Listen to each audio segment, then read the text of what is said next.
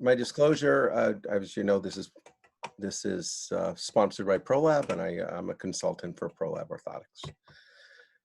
So the goals here are to look at how do orthoses actually function, how do they work, and what are the most important clinical tests that we can do to try and get the best clinical outcome for our patients. So I think the first question to ask is do orthoses work? And it's pretty much unequivocal. They do work. There's well over 100 studies that say they work. I'm not going to go through all of those, but in general, we know that when people use foot orthoses for specific problems, they will feel better. The question really is, how do they work? And we've all seen this picture in the past. I think you'd ask the question, do they limit over pronation, and do they change foot position? And what we're going to get into here is the fact that they don't appear to do that. So we'll come back to this picture in a little bit. So again, the question comes out, do they change foot alignment? Well, about half of studies say they do, about half say they don't, but even when they do, it's a tiny amount. It's about 1 degree. This is an interesting study done by lead researcher was Chris McLean, who's up in Vancouver, Washington. They did a study about 13 years ago, looking at the influence of custom foot orthotics on intervention on lower extremity dynamics in healthy runners. And they found that rear foot eversion did decrease, but only by 1 degree, and it only occurred in 2/3 of the subjects that they studied. Bino Nig, way back in 1998, did a really interesting study where he measured eversion of the heel and internal tibial rotation and looked at specific individuals. And this was really interesting because most of these studies tend to look at a mean, but he looked at the effect of 5 different orthotics on individuals. Now, these were all anti-pronation type orthotics. They were different material. They were all the same shape, but they were different materials and rigidities. So the more rigid they were, obviously the more support they should give, and the more, I guess, more anti-pronation they were. So think of them as a varus wedge effect. And let's just take this as an example. So this subject here, you put this quite supportive orthosis under there that had some varus wedge within it. Anti-pronation type orthotic. And this thing actually, on this specific subject, it increased eversion of the heel and decreased tibial rotation, essentially opposite of what you would think would happen.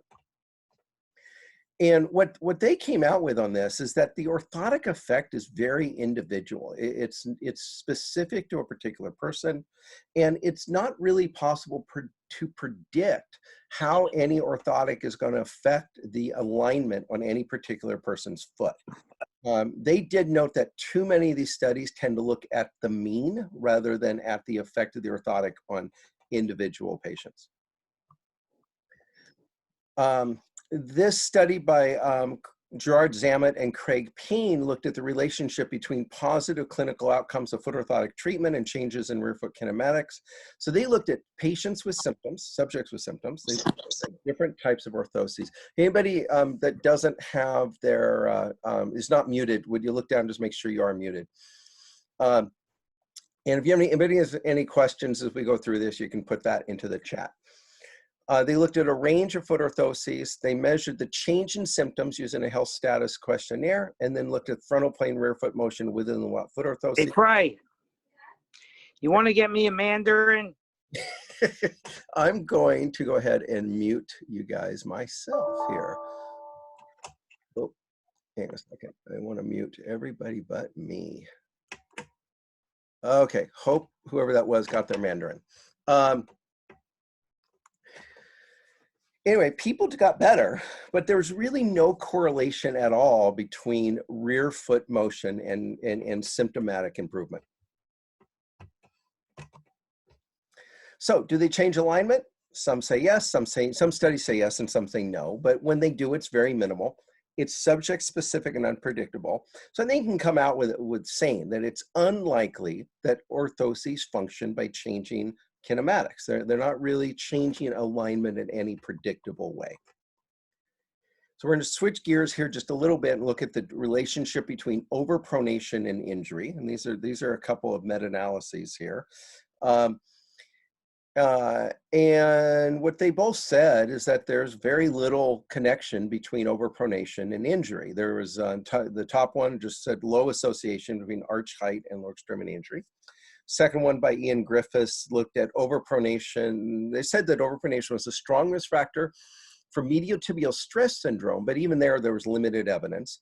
It's a weak risk factor for patellofemoral stress syndrome and not a risk factor at all for other injuries. So far, here's where we are. We have a situation where orthoses seem to work. They don't seem to change foot alignment in any predictable way. And there's minimal correlation between overpronation, the foot posture index, or arch height, and any subsequent injury. So how do they work? This isn't how they work. There's actually kind of a funny story. Ian Griffiths is a podiatrist in the UK, and he wrote a blog article on this subject that this is not how orthotics work. And he used his wife to make this picture, a picture like this, and he had her artificially support her arch on one side. And his whole point was this is not how orthotics work. Turns out he now finds that that picture all over the internet showing as an example of how orthotics do work. So anyway, that's not how they work.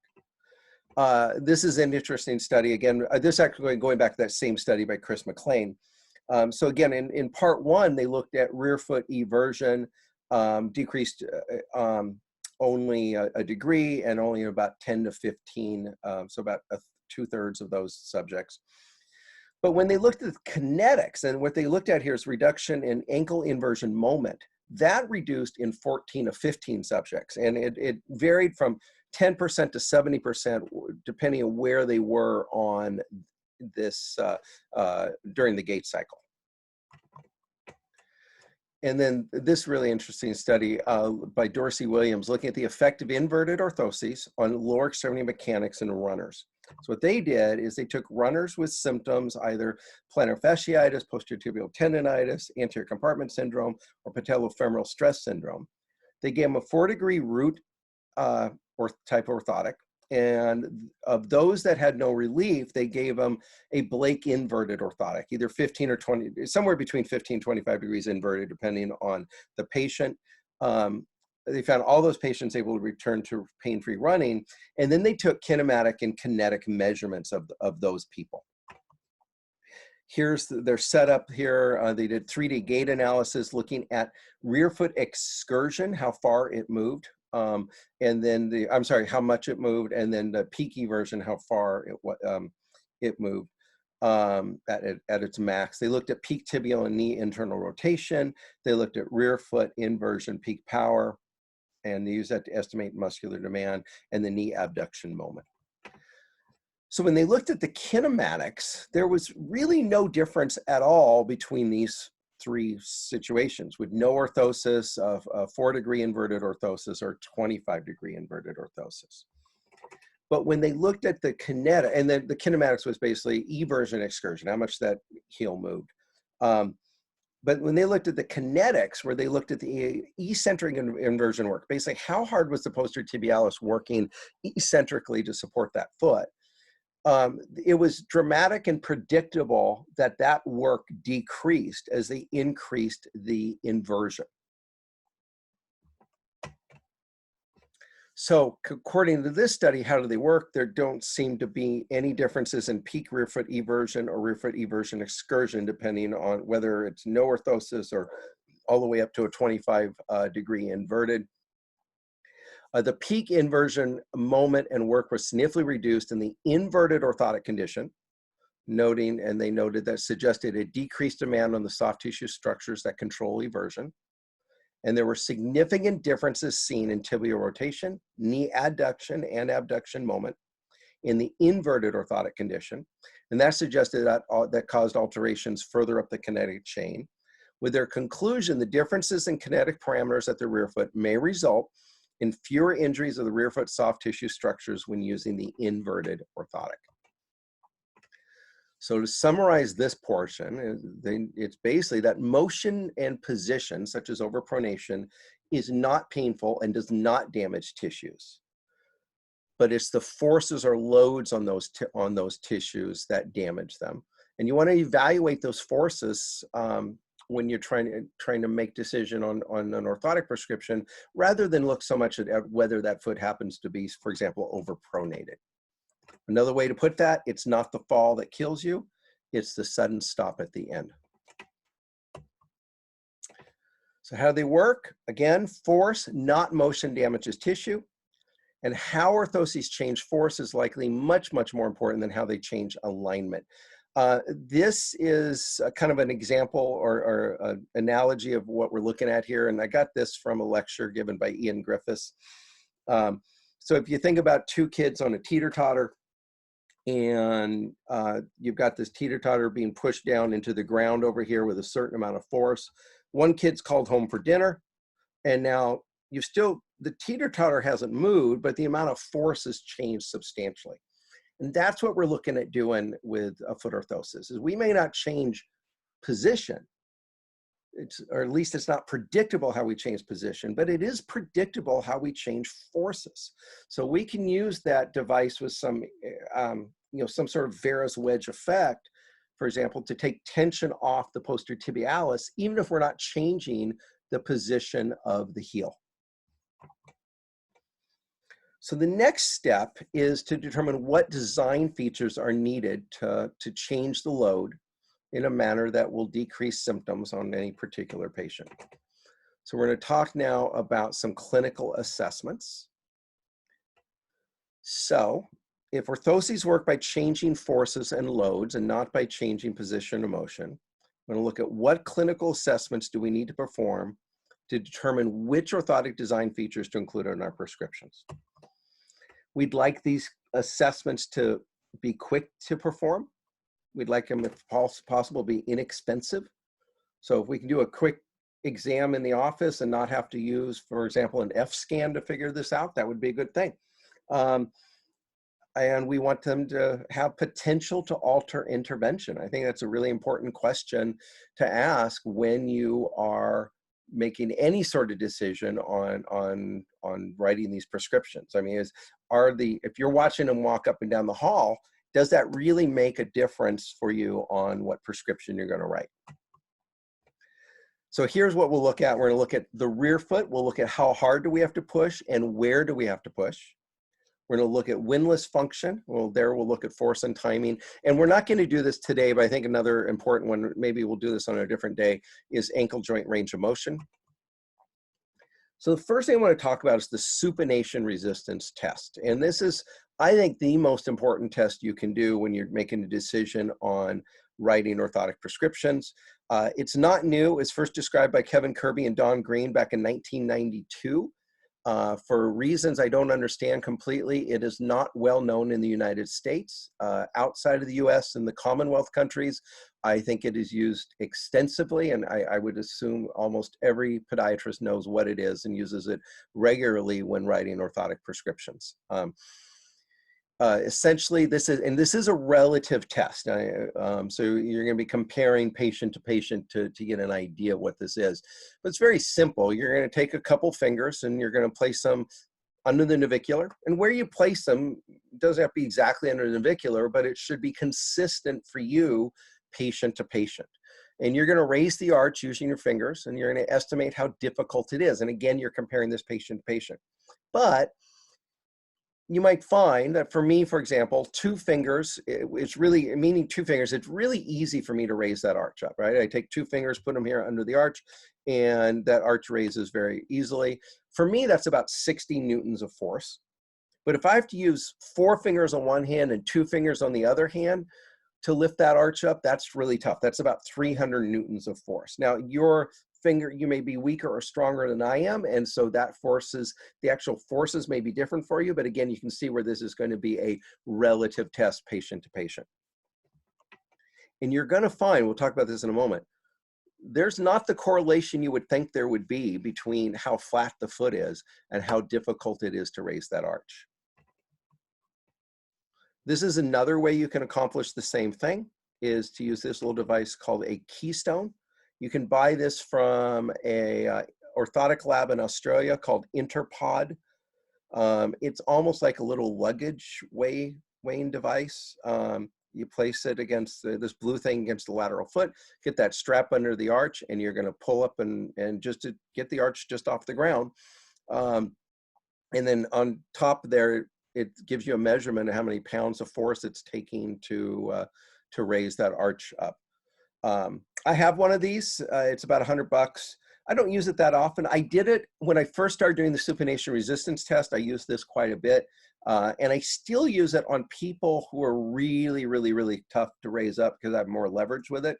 But if you ever want to do a comparison, especially if 2 feet that are looking different on the same patient, and it's interesting to give that information to the patient that this is, one side it takes 60 pounds of force to lift you up, and the other side is 150 pounds of force, and that's going to say a lot to the patient, maybe why that foot is hurting more than the other side.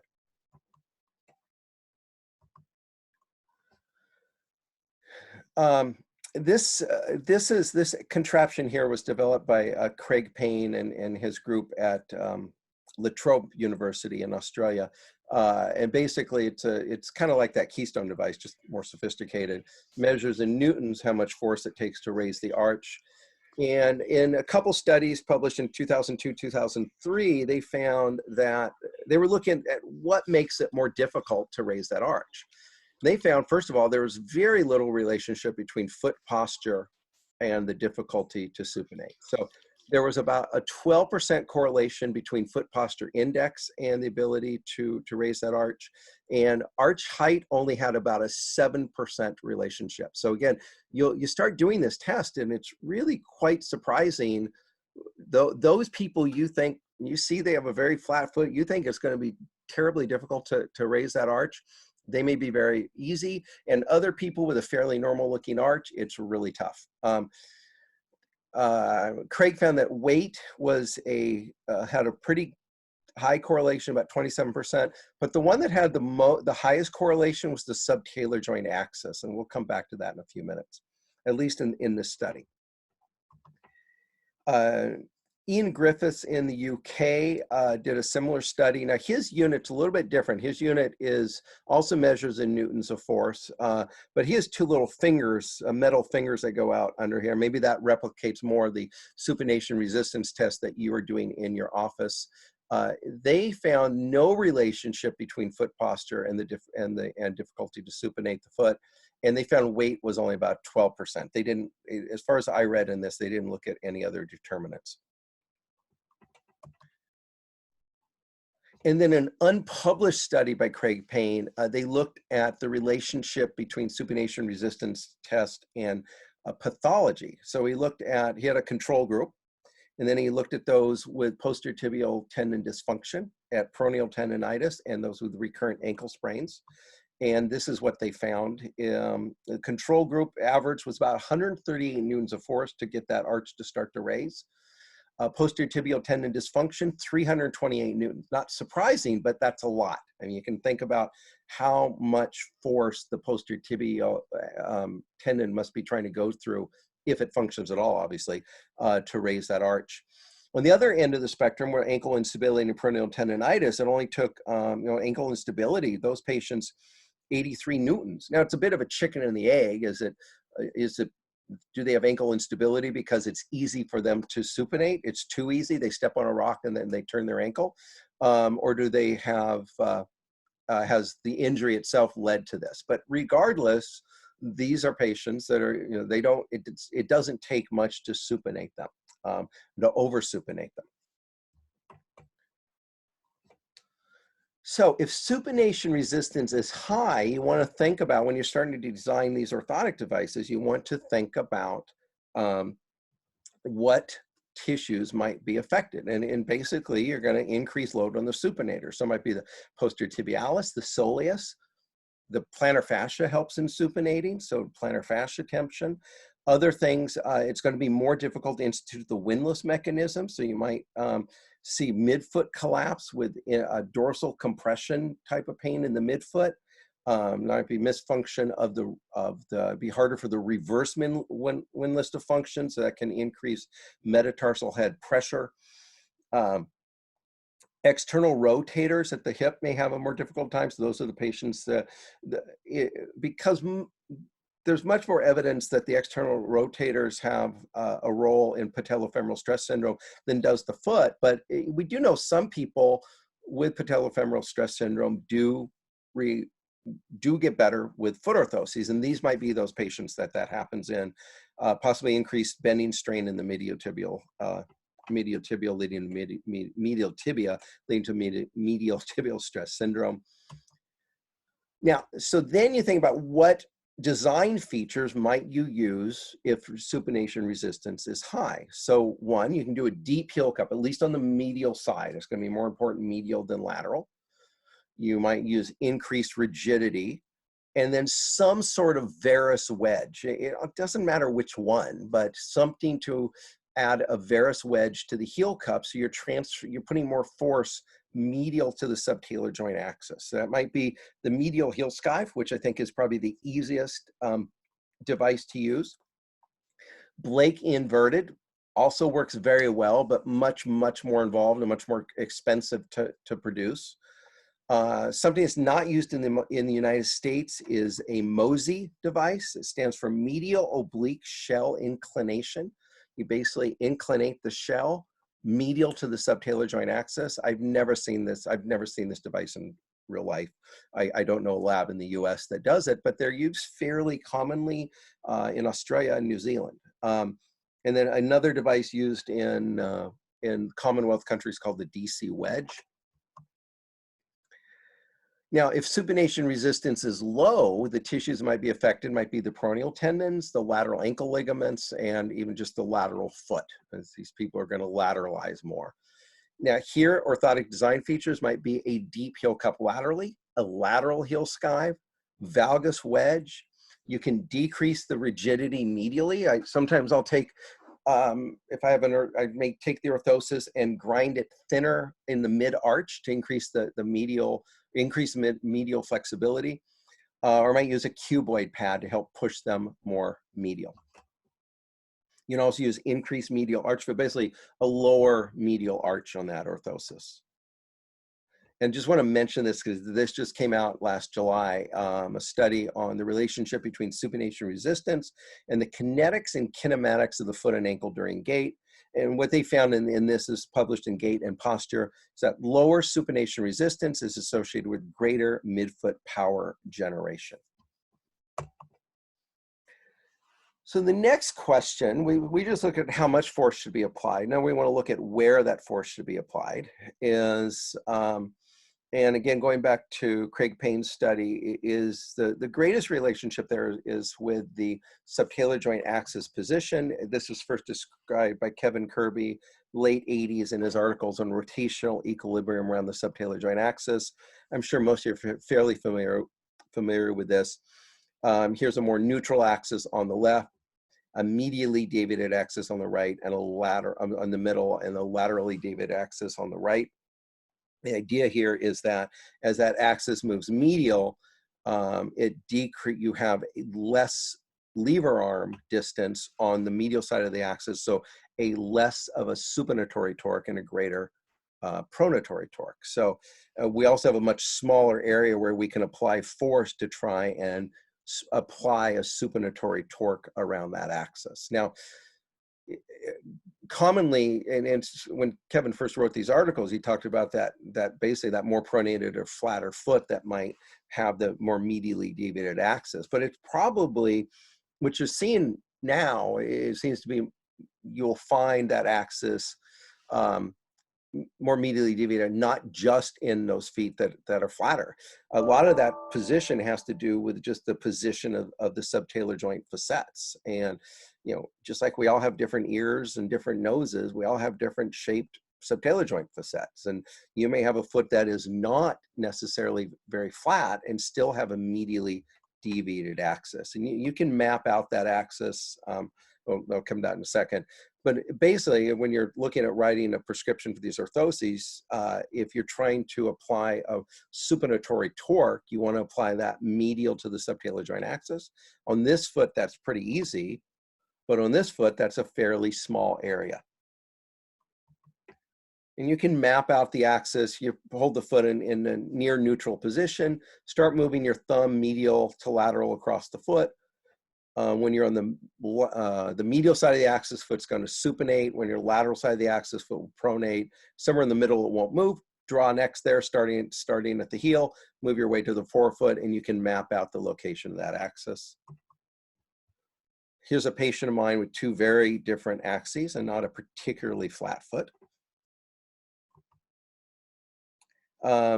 So again, you want to try and put that force medial to the axis. And that's what's interesting about this Mosey device is it's really just inclinating you have to map out the axis on a particular foot, let the lab know where that is, and then they inclinate the shell on that side. So it makes a lot of sense. I'd like to try it sometime.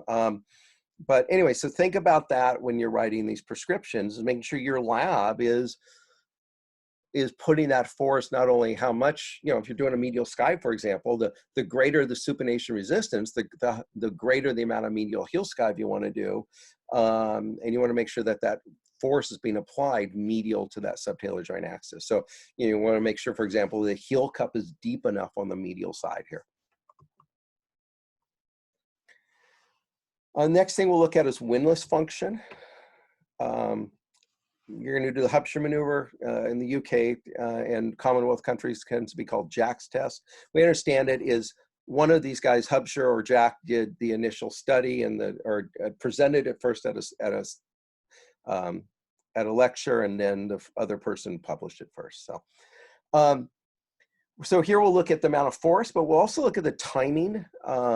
Force, I usually grade it as easy, moderate, difficult, or none. None would be what you see in a hallux rigidus.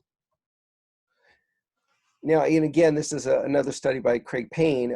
They measured the amount of force to raise that toe during the Huppin maneuver and found it varied for anywhere from 22 newtons up to 108 newtons.